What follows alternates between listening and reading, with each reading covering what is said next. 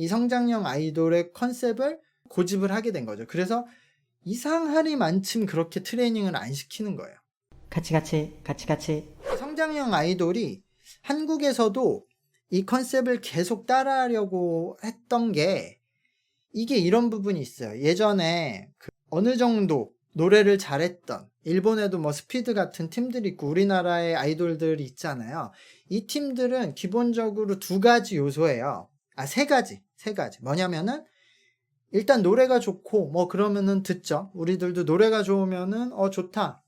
그리고 두 번째는 기본적으로 이 아이돌 산업은 약간 유사연애성이 있는 거죠. 그리고 세 번째는 동경이 있는 거죠. 그 또래나 어린 친구들 입장에서는 와 우리 또래인데 젊은 10대 때인데 되게 멋있고 막 잘하고 인기도 많고 이뻐. 동경하는 마음도 있는 거야. 요 세 가지 마음으로 돌아갔었어요. 지금도 우리나라는 어느 정도 이렇게 돌아가죠.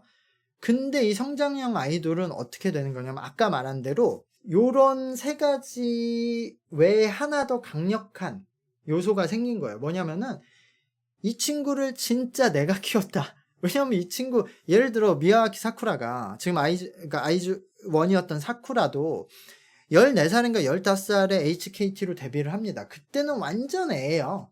노래도 춤도 하나도 못하고 말도 잘 못하고 애라서.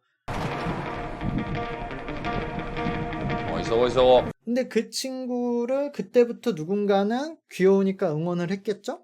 근데 걔가 성장을 하면서 나이가 성장을 하면서 버라이어티도 나가서 막 치코미 그러니까 개그도 좀 치게 돼서 어느 정도 말도 잘하게 되고 춤도 좀 추고 노래도 좀 추게 되고 그래서 총선에 대해서 막 몇십이 올라갔다가 나중에 총선에 막 3위 2위도 하고 한국에 가서 아이즈원도 하고 대스타가 되잖아요.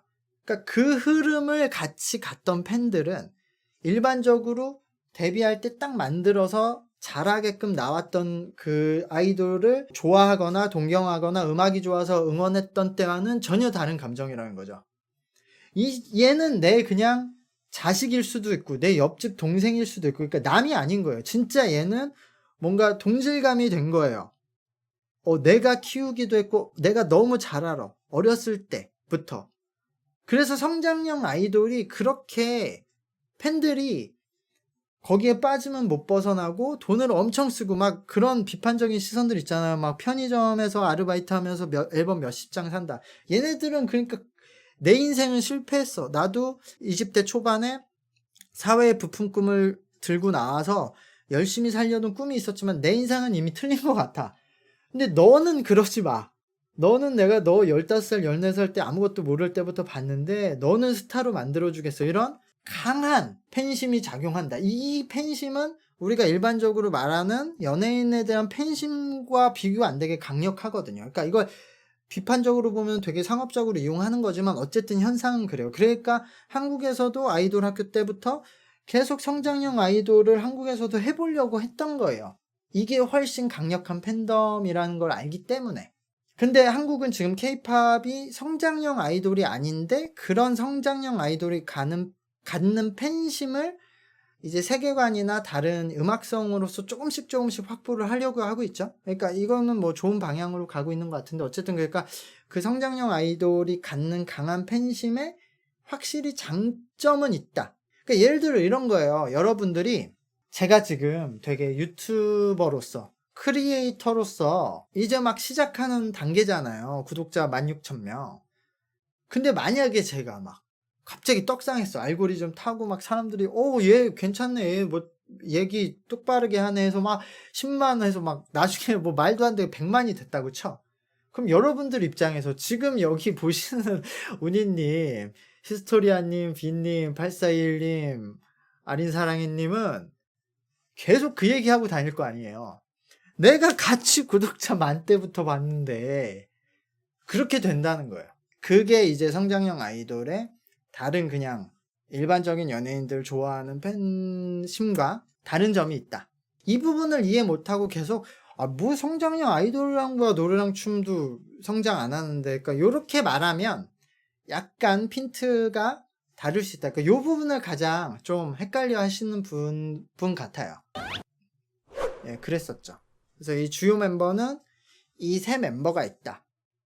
자, 48 얘기는 이제 끝났고 그 다음에 46 숫자를 붙인 팀들이 등장합니다. 이거는 뭐 팬분들은 알겠지만 처음에 AKB48이 그 소니뮤직에서 데뷔를 했다가 초반에 싱글 10번째 가기 전까지 너무 인기가 없어서 레이블이 교체됐는데 나중에 잘 되고 나니까 이제 아키모토 야스시상 프로듀서가 그게 좀 미안해서 소니뮤직에서 아이돌 팀을 하나 더 만들자. 그래서 나온 게 노기자카 46이라는 팀이었고 AKB도 그렇지만 노기자카도 이 뒤에 붙는 숫자는 아무 의미 없어요. 그냥 이제 통일성을 주기 위해서 하나의 숫자를 붙였고 이 노기자카는 그 사카미치 일본어로 사카미치 그러니까 우리나라로 언덕길이라는 뜻으로 이 일본에 있는 실제 어떤 언덕길 이름으로 팀 이름을 짓는 게 컨셉이었어요. 주요 특징들은 승계를 했지만 많이 이제 정리를 했어요. 그런 여러 제도를 고쳤지만 그래도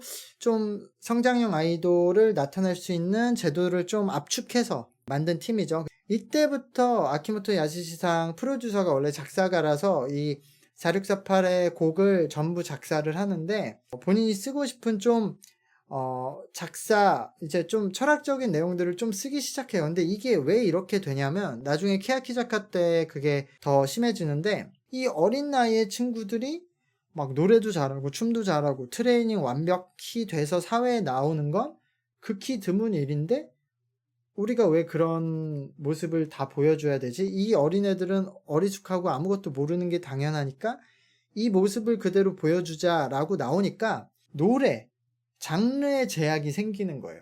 이런 애들이 되게 어려운 힙합, 뭐 재즈 아니면은 가사가 뭐 사랑 노래가 되게 뭐 성인스러운 노래를 한다든가 이런 노래를 못하죠. 그럼 안 어울리죠.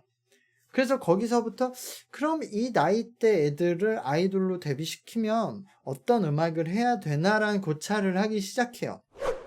케야키자카가 성장형 아이돌의 이제 완성형이 되는 겁니다. 그러니까 이 친구들이 사회인으로서 고생을 하고 성장하는 모습을 보여주자.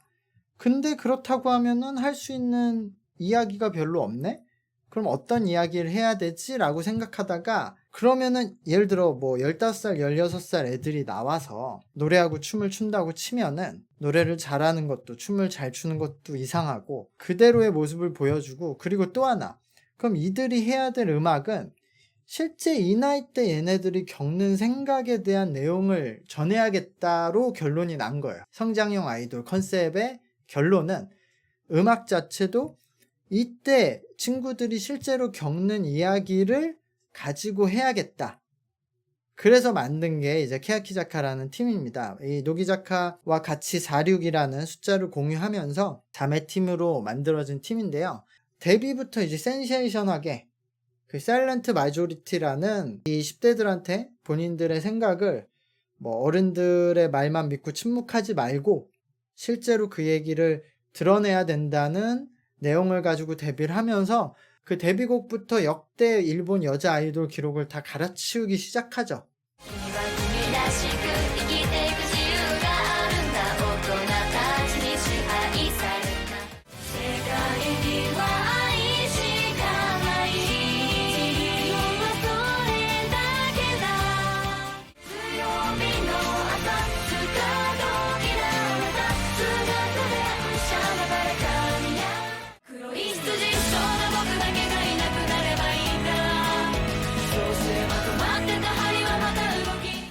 근데 이게 아까 말씀드렸듯이 사실 굉장히 그 10대에 겪는 어려운 이야기들을 하거든요. 되게 어두운 얘기. 그러니까 학교에서 뭐 체벌을 당하거나 뭐 지하철에서 성추행 당하거나 뭐 그런 그러니까 학교에 갇혀 있는 울분을 얘기하는 내용들을 하는데 이 어린 친구들이 노래랑 춤도 제대로 배워보지 못하고 그런 가사도 이해를 못하는데 제대로 할 수가 없죠, 당연히. 그래서 여기서 이 한 명의 멤버가 좀 특이점이 오기 시작해요. 이 멤버가 히라테 유리나라는 멤버인데 이 멤버가 시작할 때는 굉장히 밝고 뭐 다른 멤버들하고 비슷했어요. 노래랑 춤도 그냥 뭐 어느 정도 당연히 서툴고 배우질 않아서. 근데 이 친구가 이런 10대의 어두운 얘기를 하려면 진짜로 그런 사람이 되지 않는 한 그 얘기를 할 수가 없어 라고 생각을 하기 시작해요. 그래서 이 친구가 굉장히 밝은 친구였거든요. 두 번째, 세 번째 싱글 할 때까지는. 근데 이 친구가 그 친하던 멤버들하고도 얘기를 안 하기 시작하고 계속 혼자 있기 시작하고 되게 고독한 사람이 점점 되어갑니다. 변해갑니다. 그렇게. 그러면서 노래랑 춤에만 미친 듯이, 특히 춤을 미친 듯이 추기 시작해서 춤도 혼자 엄청 갑자기 잘 추기 시작해요. 점점점. 그러면서 그런 어두운 음악들을 하기 시작하는데 이 친구가 너무 혼자 잘하고 그걸 잘 표현하니까 처음부터 끝까지 이 친구가 계속 센터를 하게 돼요. 이 친구가 그 점점 그렇게 어두워지고 뭐 우울해지고 막 우울증, 공황장애 막 이런 복합적인 문제를 갖고 가다 보니까 이제 버티질 못하게 되죠. 이 친구가 이걸 오래 지속할 수가 없게 되죠. 그래서 이 친구가 2019년이었나요? 그 마지막 그 어쨌든 연말 콘서트를 하고 이 팀에서 탈퇴하겠다고 선언을 하고 탈퇴를 하게 되고요. 이 케야키자카라는 팀은 이 친구가 너무 좀 많은 포지션을 하고 있었고 어떻게 보면은 이 성장형 아이돌이란 컨셉이 완성형을 만들어서 키라티 유리나라는 멤버가 되게 잘 표현해 줬는데 그 표현을 완벽히 하고 보니까 그런 정신적인 문제나 여러 가지 문제가 생기니까 이 운영 측 제작진에서도 그런 거에 대해서 고민을 많이 하게 되죠. 그래서 결과적으로 이 친구는 졸업을 하게 돼서 이제 그냥 솔로 아티스트로 지금 활동을 하고 있는데 이 친구가 나가고 이 케야키자카라는 팀 자체를 특이한 형식으로 해산을 해요.